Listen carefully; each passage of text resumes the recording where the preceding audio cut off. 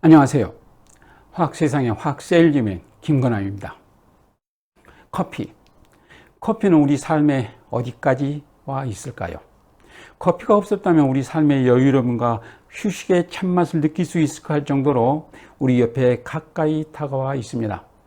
오늘은 커피를 즐기는 여유로움에 더해 화학과 관련된 내용을 소개해 드릴까 합니다. 한국인이 커피에 대한 사랑은 대단합니다. 최근 보도에 의하면 우리나라는 세계 3위 커피 소비국이며 성인 1인당 커피 소비량이 연간 353잔, 세계 평균보다 3배가량 많은 것으로 전하고 있습니다. 생각보다는 많은 사람들이 커피를 즐기고 있다는 얘기겠죠. 커피는 원두에서부터 섬세한 여러 공정을 거쳐 제조되기에 우리 입맛을 당기고 있는 것 같습니다. 커피 특유의 향기는 원두를 볶는 과정에서 커피 속에 여러 화학 성분이 열분해되어 생기는 것입니다. 이 커피 향의 성분은 공기와 접촉하면 산화가 잘 되어 질이 떨어지기 때문에 밀봉하여 보관한다는 것, 여러분들도 잘 알고 계시죠? 커피와 우리 건강에 대한 얘기입니다. 커피의 쓴맛은 주로 카페인 때문이라고 하죠.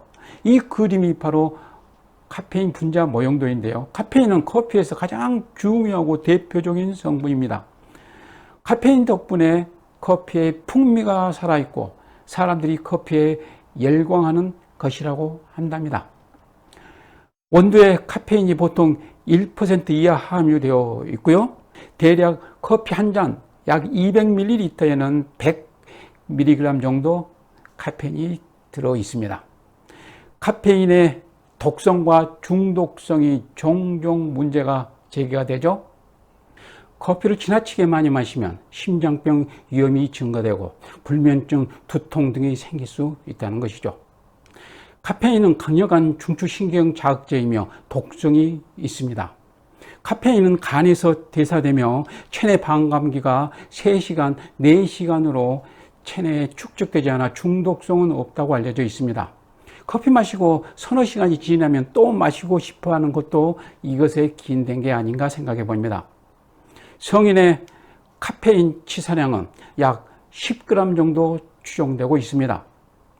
이 양을 한꺼번에 먹으면 사망할 수 있다는 것이죠. 커피를 많이 드시는 분들 걱정 안 하셔도 됩니다. 커피에 들어있는 카페인의 양은 커피 제조법에 따라 달라지지만 커피 한 잔에 약 100mg 함유되어 있다 가정을 하면 성인이 한 번에 100잔 정도를 마셔야 한다는 얘기입니다. 하루에 마시는 양도 아니고 한 잔을 150ml로 보았을 때 15리터를 마셔야 한다는 말이죠. 한꺼번에요, 그걸. 현실적으로는 좀 불가능한 일이죠.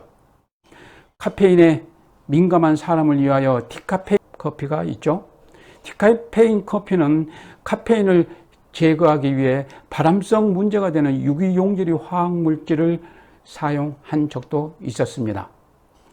우리가 먹는 식품에 화학물질을 직접 사용하여 강호를 한다는 것은 매우 조심스러운 일이 아닌가 생각합니다. 커피가 치매와 암 예방 효과가 있다는 연구 결과도 있고요. 반면에 유엔사나 국제암연구소에서는 인체 발암 가능 물질로 분류하고 있습니다. 참고로 휴대폰 전자파도 여기에 같이 분류되어 있다고 하죠. 어느 장단에 춤을 맞춰야 할지 모르겠습니다. 커피는 결코 항암제나 병을 치료하거나 예방하는 식품은 아닐 것입니다. 커피의 향과 맛을 음미하며 생활의 여유로움을 즐기는 기호식품 정도로 여기면 좋을 것 같습니다. 식품의약품안전처에서도 통상 하루 서너 잔 이상 마시면 말고 서너 잔 이하 섭취하도록 공고하고 있습니다. 다만 임신부인 경우에는 커피를 자제할 것을 권하죠. 끝으로 우리나라에서만 볼 수 있는 인스턴트 커피인 커피 믹스에 대한 얘기입니다. 커피 믹스를 많이 드시는 분들이 계시는데요. 한 가지 주의사항 말씀드리겠습니다. 대부분의 커피 믹스 봉지는 폴리에틸렌으로 만들어집니다.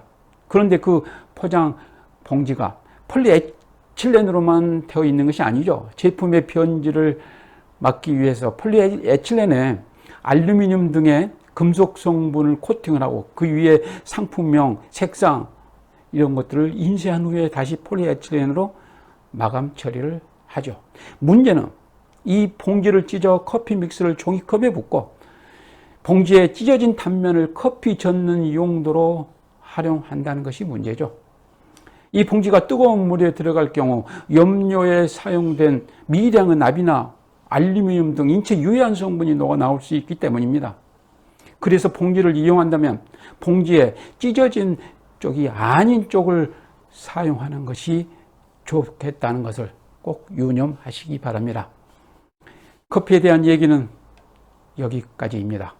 지금까지 내용이 흥미롭고 유익하였다면 좋아요, 구독 부탁드립니다. 다음번엔 더 좋은 내용 가지고 찾아오겠습니다. 감사합니다.